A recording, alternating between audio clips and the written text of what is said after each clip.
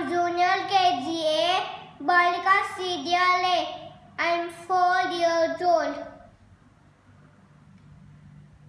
Today I am saying my favorite story, The Thirsty Crow. One day there was a crow. He was very thirsty.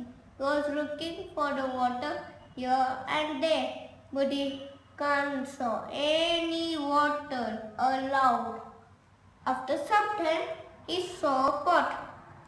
Crow went down. He looked at the pot, but there was really little water in it. So the crow thought an idea. He picked up small stones and put them into the pot. Plop, plop, plop.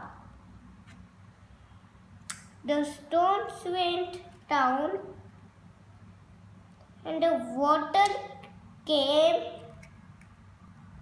up and up and up,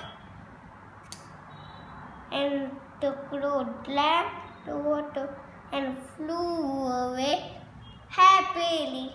The moral of the story is, when there's a will, there's a way. Thank you all.